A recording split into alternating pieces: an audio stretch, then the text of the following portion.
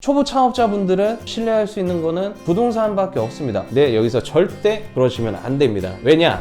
최종적으로는 안녕하세요. 정성국TV 배준석 본부장입니다. 오늘은 이제 상권 분석과 이제 그 매장 입지 분석에 대해서 좀 알아보도록 할 건데요. 제가 이제 상담을 많이 하면서 예비 이제 창업자분들, 이제 음식점 창업을 이제 준비하시는 분들이 가장 이제 또 많이 질문하시는 내용 중에 하나가 상권 분석은 어떻게 해요? 이 자리에서 무엇을 하면 좀 좋을까요? 이 자리에서 어떤 업종으로 하면 잘 될까요? 라는 질문들을 좀 많이 하세요. 그래서 이제 오늘은 쉽게 할 수 있는 상권 분석과 내가 이제 본 자리에서 어떤 업종, 어떤 메뉴를 하면 좀 좋을지 그 부분을 좀 알아보는 시간을 한번 가져보도록 하겠습니다. 이제 쉽게 가장 이제 점포를 찾는 부분들이 부동산을 통해서 점포를 이제 많이들 알아보시죠.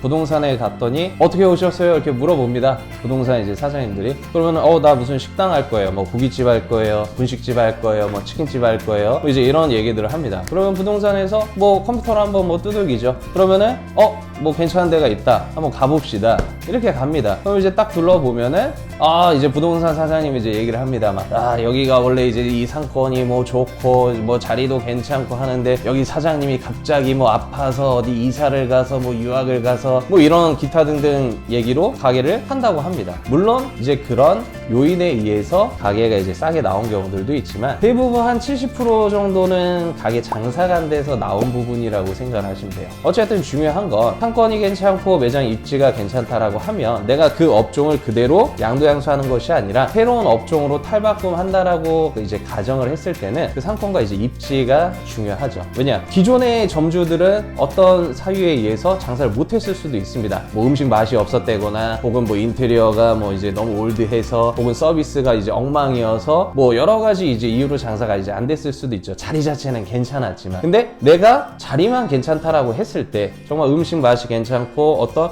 뭐 인테리어나 이제 이런 분위기가 괜찮고 또 서비스가 괜찮다라고 하면 그 자리를 내가 되살릴 수 있는 그런 부분들도 충분히 있기 때문에 나에게 이제 괜찮은 입지인지 그거를 한번 판단을 어떻게 해야 되는가, 이제 사실 그게 이제 고민이 가장 되는 부분이거든요. 그러면은 초보 창업자분들은 아무래도 신뢰할 수 있는 거는 부동산밖에 없습니다. 네, 여기서 절대 그러시면 안 됩니다. 왜냐?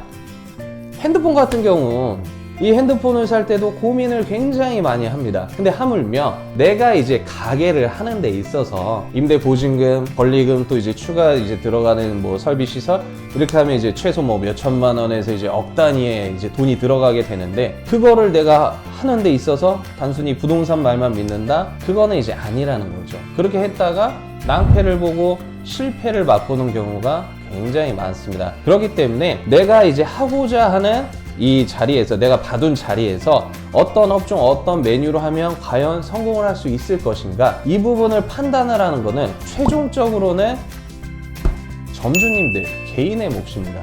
저 같은 경우는 16년 넘게 이제 상권 분석 일을 좀 했습니다. 이제 서울, 경기뿐만 아니라 이제 전국의 많은 상권들을 좀 다녀보고 어떤 상권 또 어떤 입지 이제 이런 분석들을 좀 많이 했어요. 저는 이제 감히 이제 그런 노하우들이 많이 있지만 이제 창업을 준비하시는 분들 같은 경우는 사실 그런 노하우가 없습니다. 그렇기 때문에 오늘 제가 드리는 말씀에 대해서 좀 귀 기울여서 좀 들어주시면 좋은 내용이 될 것 같습니다. 이제 상권 분석을 하실 때 많이들 한번 좀 뭐 이렇게 인터넷이나 뭐 유튜브 이제 이런 걸 아마 많이 좀 보실 거예요. 요새는 이제 그런 사이트들도 있습니다. 국가에서 제공하는 뭐 상권 정보 시스템 이제 이런 뭐 사이트들이 있어요. 그러면은 내가 이제 뭐 상권 반경을 뭐 정해서 주 소비하는 이제 뭐 연령대, 시간대, 성비 이제 뭐 이런 부분 뭐 여러 가지 부분들이 나옵니다. 어떤 업종에 대한 이제 뭐 매출액, 그게 이제 조금 디테일하게 보면은 카드 매출액 기준이거든요. 그리고 이제 통신사 이제 이동 이제 인원을 이제 기준으로 좀 봅니다. 그러다 보니까 실제 부분하고는 다소 좀 오차는 있습니다. 그렇다고 그게 안 좋은 정보가 아니라 참고는 하되 디테일하게 내가 이제 본 자리에 대해서는 맞는 정확한 정보는 이제 아니라는 거죠. 자, 그러면 내가 어떠한 자리를 봤습니다. 보증금 얼마, 권리금 얼마, 월세 얼마, 평수 몇 평, 아니면 뭐 이제 기존에 뭐 음식점을 했던 자리 아니면 신축 건물, 혹은 어떠한 이유에 이제 뭐 무권리로 나왔거나 혹은 다른 업종, 이제 여러 가지 이제 부분들이 있겠죠. 자, 그러면 그 자리에서 내가 이 업종을 했을 때 과연 경쟁력이 있을 것인가, 이거를 이제 좀 판단을 해야 됩니다.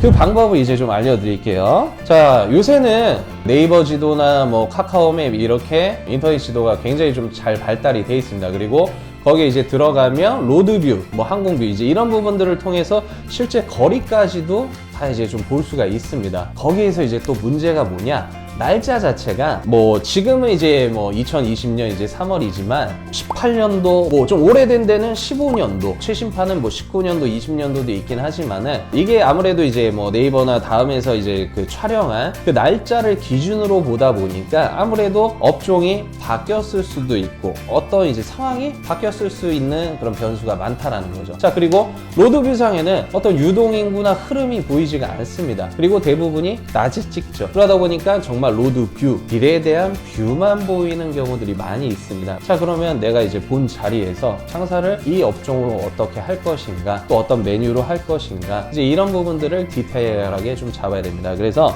이제 초보 창업자분들이 가장 쉽게 할 수 있는 부분들이, 내가 어떠한 자리를 이제 봤을 때 상권에 대한 지도를 출력을 합니다. 이런 식으로 상권을 내가 이제 반경을 정해서 이 안에 음식점들에 대한 상호를 이제 적는 겁니다. 상호에서 이제 어떤 업종인지 이제 유추가 되면 그대로 적고, 어떤 이제 상호만으로 유추가 안 됐을 경우에는 가로 열고 어떤 업종인지 혹은 어떤 메뉴인지까지 좀 표기를 하시면은 나중에 더 좋을 겁니다.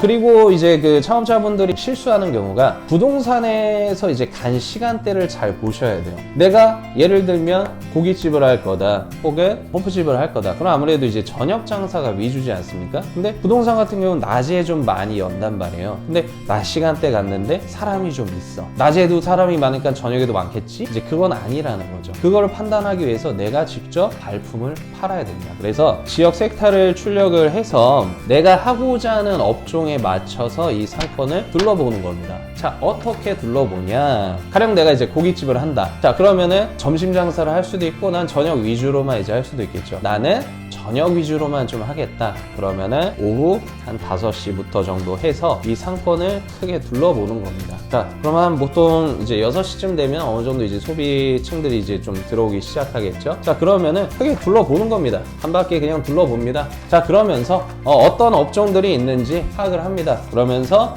눈에 익히는 겁니다. 아, 여기에는 뭐 여기 고깃집이 있구나, 여기는 호프집이 있구나, 여기 치킨집이 있구나, 이제 이런 식으로 눈으로 먼저 익힙니다. 자, 그러면 2차적으로 이제 7시쯤 되면 이제 뭐 상권에 따라 좀 틀리긴 하지만 어느 정도 좀 손님이 좀 찼을 겁니다. 자, 그럼 장사되는 부분들을 보는 거예요. 봤더니 여기 이제 고깃집, 횟집, 뭐 닭갈비집 이런 데는 사람이 많아. 근데 어디 호프집, 이자카, 포차는 아직 없어. 왜냐? 시간을 봤더니 7시야. 7시부터 바로 전문 술집 가서 이제 먹는 경우는 많지는 않으니까 식사가 될 수 있고, 또 이제 술을 먹을 수 있는 고깃집이나 횟집, 이제 이런 부분들을 좀 주로 보는 겁니다. 자, 그 다음에 또 한 바퀴 돕니다. 그럼 또 이제 뭐 30분이 지나고 또 1시간 정도 좀 지났겠죠? 그 다음에 내 몸에 어떤 현상이 좀 발생이 됩니다. 배가 고픕니다. 나도 밥을 먹어야지. 근데 밥을 먹는데 어디 가서 밥을 먹냐? 이 동네에서 가장 잘 되는 맛집이나 아니면 내가 하고자 하는 업종의 경쟁점을 가서 먹어보는 겁니다. 그러면 이제 그 집에 가서 주문부터 해서 손님이 얼마나 찾는지, 여기 메뉴 이제 품목은 어떤지, 메뉴 가격대는 어떤지, 서비스는 어떤지, 내부 분위기는 어떤지, 여러 가지들을 이제 판단하고 내가 여기와 이제 경쟁에서 이제 이길 수 있는 그런 부분들을 내가 체크를 하는 거예요. 왜냐? 내가 이 경쟁점 하나 뭐 내가 체크도 안 하고 어떻게 음식 장사를 좀 성공을 할 수가 있겠습니까? 그렇기 때문에 내가 배가 고파서 먹을 때는 꼭 그 경쟁점을 가서 혹은 그 지역 내 맛집을 가서 그 집을 좀 분석을 해라. 이제 요게 이제 1차 부분입니다.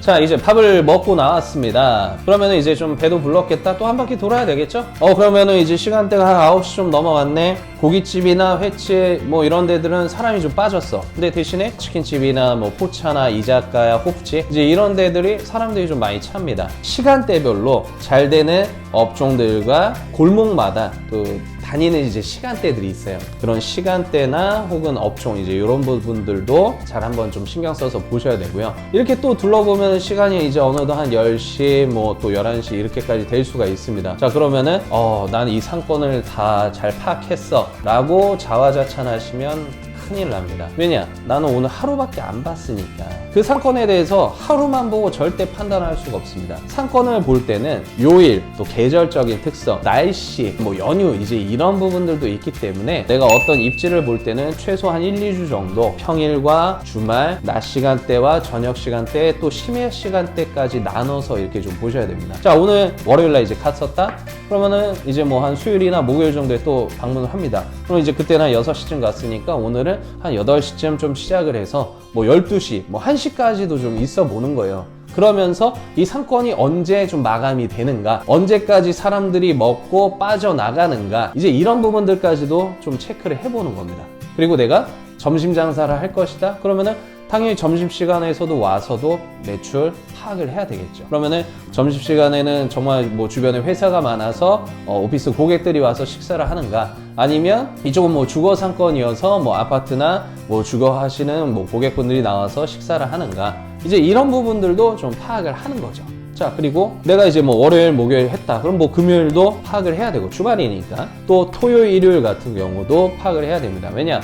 오피스 상권 같은 경우도 평일만 잘 되는 상권이 있고 또 주말까지 잘 되는 상권들도 있어요. 또 그리고 반대적으로 주거 상권이라 하더라도 평일 대비해서 주말이 뭐 잘 되는 상권도 있고 이제 안 되는 상권들도 좀 있기 때문에 그런 부분들을 요일 시간대별로 다 판단을 해야 됩니다. 자, 그리고 아까 제가 이제 지도 부분을 좀 깜빡 말씀을 안 드렸었는데, 먼저 한 바퀴를 돌고 그다음에 두 바퀴를 돌 때는 이렇게 가게 상호까지도 좀 표시를 하는 겁니다. 여기는 이제 뭐 한양대 쪽 상권입니다. 그래서 한양대 이제 어떤 업종들이 이렇게 좀 있는지 이런 부분들을 제가 다 좀 표기를 했었고요. 여기는 구의역이네요. 구의역의 이제 업종들. 여기는 신림 녹두거리, 고시청거리라고 하죠. 이제 그쪽 지역 부분을 제가 한번 체크를 한 거고, 여기는 수원 성균관대 쪽 상권입니다. 그리고 여기는 안산 한양대 에리카 캠퍼스 쪽 앞쪽 먹자 상권을 제가 가서 그린 겁니다. 그러니까 저도 이렇게 다녀오고 나서 기억이 좀 잊혀지는 경우들이 있어요. 근데 이렇게 상호를 다 적고 하다 보면은 물론 사진도 찍죠. 그럼 이제 기억이 납니다. 아, 여기 라인은 어땠지? 여기 상권은 어땠지?